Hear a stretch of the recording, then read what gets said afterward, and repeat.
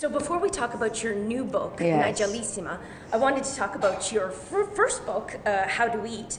So I'm curious to know, how did you arrive at food writing? Completely by mistake.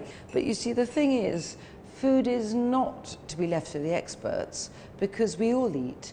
We eat every day, and food is such an important part of our lives, not just in terms that it gives us sustenance, but emotionally, it explains so much about us. And so I wanted to write about food in its context, both sometimes historically, sometimes, I suppose, like sociological, and sometimes just purely personal. So I suppose we all have to find our own way, and we can only write in our own voice in the same way as we cook ourselves. It's all personal. That actually leads me to Nigellissima. Food also needs to evolve. Were you conscious of that when you were writing these recipes, the idea of adhering to tradition, but at the same time moving forward?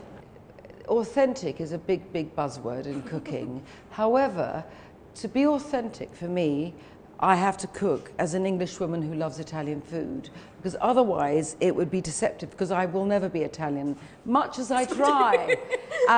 So I felt I wanted to discuss how Italian food has influenced me, and I wanted to show how I bring it into the food I cook.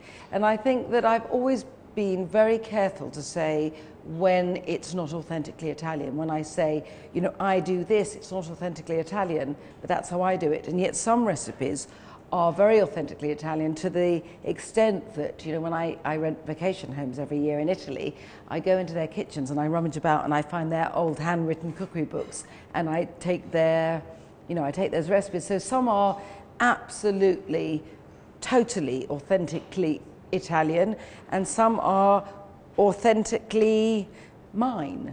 I've adapted so many of your practices at home. I don't put red tomatoes in my green salad, but I have yet to buy a bottle of vermouth and cook with it. What is wrong with me? Well, maybe we need to talk privately.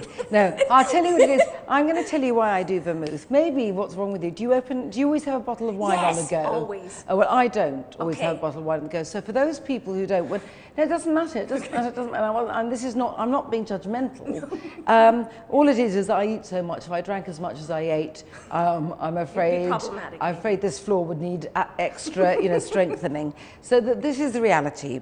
You know, if you have a bottle of wine on the go, don't go out and buy a bottle of vermouth. But if you don't want to have wine always open, then it's going to save you money. And it lasts longer in it the lasts fridge. forever. Okay. No, you don't do it in the fridge. You keep it in the cupboard. See, I didn't even know that. No, well, lucky you asked. Oh my gosh, I feel so much better. I feel confident moving forward.